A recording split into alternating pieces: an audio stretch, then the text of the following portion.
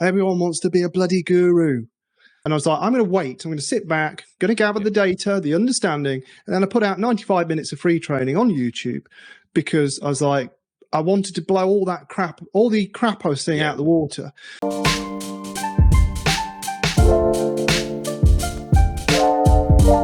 Now, Chris Shute, and Chris, I don't know if it's actually how you say your surname, S-C-H-U-T-T-E, but I'm going to say Shute. It sounds good. Chris has put War and Peace in here. So he thinks a lot has changed in the past 3 years. So new campaign types, new ad formats, new bid strategies, new keyword match type behavior, new data attribution, new audience signals, etc. New campaign types. Well, we've got PMAX. Discovery's been replaced with, what do they call it now? Like that awareness type of campaign. Was that, yeah, I saw some. It's new, isn't it? Like lead generation. Yeah, I can't remember what it's called. I am a Google Ads professional, honestly. Yeah. But this is the thing, like something's got a name change and a tweak. I'm not that bothered till I see it in action and working, and I'm not going to pretend to know all about it until I've actually used it for a fair amount of time. So there's people who will chase the trends, and there's people who just get there to get results. Everyone online will talk about the new features. Yeah, you mean like us recording a Alex Hormozy video? No, but that's just context about value, mate. It's more about like when there's a new feature and people like acting like it's the bee's knees, and realistically, they know shit all about it. And they haven't used it, or they don't have enough clients, or they've got clients that spend like $500 or $2,000 a month. They don't actually have credible data, and then they're an expert. It took me 6 months to record my PMAX video. Yeah, probably more. I waited and I waited and I waited because I saw all these videos coming out, all these comments and things. I'm like, that's wrong. That's a lie. That person doesn't know. That person doesn't know. Like they've put something out. Are you smirking at me? No. But I'm like, that person's putting out information they don't know enough for it to be gospel. And I was like, I'm going to wait. I'm going to sit back, going to gather the data, the understanding. And then I put out 95 minutes of free training on YouTube because I was like, I wanted to blow all that crap, all the crap I was seeing out the water. And some people creating courses on PMAX that had less in them. Yeah, I just don't.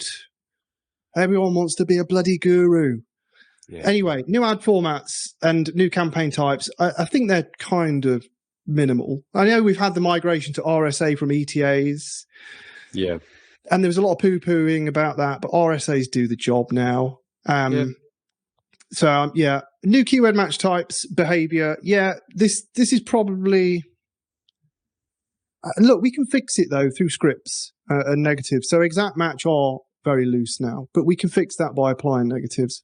Yeah. But I say that, we've got one account where the negative list is now too large. It hit the maximum number of negs for an exact... 5,000? For an exact match ad group. That's how crazy... It's an automated script that adds all the variations in. Essentially, it kills close variants and stuff like that. It's a very specific circumstance, but the fact that there were thousands of variations of the very tight exact matches is hilarious in one way and sort of frustrating in another. So, yeah, Chris, completely agree. I wish exacts were still tight. And I wish Google just said, look, test abroad and we'll give you the exacts. But, give broad a chance, as opposed to just sort of trying to make exacts broads. Data attribution, well, we've got data-driven versus last click now. You touched on last click, Michael. There's still plenty of accounts that can run on last click. If you're a small business running, spending $1,000 or whatever, all your data's last click, really. So don't worry about that. And if you've got enough data, run data-driven. It's made your life, or our life as Google Ads managers, very simple. We have two choices. And for most people, the choice is data-driven and forget about it. I actually think it's better for most clients anyway. Easier. Because when you look in the attribution report in Google Ads, you see that, maybe, 60 to 80% are within the first click. Now, that might be based on that the cookie wasn't available, but I still think data-driven is relevant. Just that's my approach. Even though I'm over-attributing. Yeah, so data-driven is position-based. It's just that it's instead of being equally weighted in the second, third, fourth spot, whatever, Google will add a little bit of weighting but it's position-based, which is fine. We used to use position-based a lot for our e-com clients. Google Analytics import position-based. Yeah. Oh, Chris, this is a big one. Let's make this the last one, because I feel like this video has been going for 40 minutes. This is going to be a masterclass by the end of it. Well, I'm very sorry that I'm boring you. Oh, mate, it's great. I just don't want to use up all your valuable time. What hasn't changed? Chris agrees. Core principles of running winning ads. Account structure, still important. He's put stag, skag, and IBAG. I don't know what an IBAG is. I have no idea. I don't know what that is. That's hilarious. Negative keywords, very important. Yeah, we all agree on that. Proper conversion tracking. Yeah, that's 101. If you haven't got conversion tracking, what are you doing? Unless you're doing a branding campaign or an uplift campaign, fair enough. Constant search term mining. Yeah, I think we kind of said that we add less keywords than we do. Yeah. Keyword mining was like a really good way years ago where you'd put in, you'd have a campaign with a broad match or a broad match modifier and whatever, the other phrase, and then you'd exact match the negative out. So if it's just like car insurance, you put that in as a broad match, but then you negative out exact match, and then you just mine all the keywords that are not that alpha keyword. Beta. Yeah. Oh, yeah. Cool. Alpha beta. Yeah. You got the alpha campaign, and then you mine across. Yeah. Yeah. It's still a viable strategy, but I think for a lot of people, it's too much work, and they.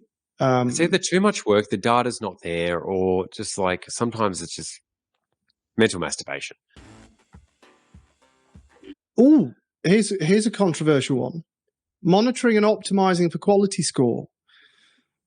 I have stopped giving a toss about quality score unless there's a problem, and then I'll use it as a diagnosis tool, but I don't use it as a leading indicator. As long as a keyword, for me anyway, as long as the keyword's 7 or up, essentially Google's telling me you're in the right place. So not for me. I think quality score is really important, and I'm only recently getting back into it, really understanding the importance of the CTR, the ads being relevant, and then ultimately the page being relevant. Yeah, I ignored it for years, and most people I know still ignore it. It's like a very, very, very last case when sometimes if you just look at it from the start, you get higher ranks, lower cost per clicks, which means your ads show higher and it costs you less. More clicks, less money. You don't want to be that person optimizing from like 9 to 10. It's like, no, you optimize when it's like at 3 to like 5 or 5 to 6 or 7. Yeah, anything under 7 is a trigger to do something. 7 or above is diminishing returns for your time most of the time. I guess it's one of those things where you feel like you're on top of the account. You've done a lot of stuff on this account. It's like, you know what? This month, I'm going to analyze quality score and see if I can make some tweaks. He's put search partners and displays still suck for lead gen. Yeah, pretty much. Search partners. Writing good ad copy. Yeah, I mean, again, it's 101. And high converting landing pages. Yeah, 101. Landing pages. Like if you were starting out in Google Ads, what would be the advice? And not to make this video go on too long, but it's get the foundations right in Google Ads. But then you want to multi-skill yourself. So you want to tack on some automation to speed up your process. But I said also, you really want to be good with landing pages. Yes. Just even knowing the fundamentals of a good performing landing page will put you in the top 10%, because most people don't do it or don't even look outside. They don't look outside their Google Ads accounts. They don't look at competitor ads. I used to be a bit like that years ago. Don't do any recon. You got to recon the search landscape. Well, I recorded another video today exactly about this, and my concept is 50% of success comes from in the account, 50% outside of the account, being it for the lead gen. So 50% of success is from the Google Ads, 50% from the landing page. The problem is with people is they'll spend the same amount of time and effort in the account getting a 1% return. When you put that same time and effort on a landing page, you get a 500% return, 5x, and that's standard. But so many people don't have the skill, or it's a developer or somebody who's doing the landing page. It's like, just get a landing page software. It's not that hard. People think it needs to be pretty. The best landing pages that work are not pretty. They just have the core elements. Good headline, good offer, good call to action, good hero image, and just being a good business. Simple as that. And actually just make sure that your headline's aligned with what people are searching for. You got a good offer, so people contact you. A call to action, so people take action. a hero image or images to know that your business or what's being served is actually relevant to what people are looking for. And that's it. Not that hard. And tweaks like social proof near the call to action button. So your little star rating or whatever, your Google stars or whatever. Some of my landing pages are ugly as sin, and like some of my best landing pages convert incredibly well, like 40%, and it's just a shite image of me offering something. It's a headline, it's a few bullets, it's a clear call to action with the testimonial underneath it. You can't scroll. Exotic services. Exactly, and you can't scroll anywhere.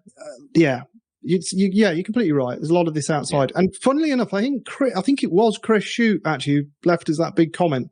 I think he recorded a video very kindly about landing page optimization for another member. So I'm going to upload that. Wow. It's like inside God Tier Framework if you want to purchase, because he literally went through what makes a great landing page, showing off one of his. I think it was a before and after. So brilliant. So some of the members are great because they share stuff like this. So Casper says evergreen. So if Google suggests it, do the opposite. I mean, he's kind of got a point. But Nikita, she said, Nikita Mindel, I hope I'm saying your surname right, Nikita.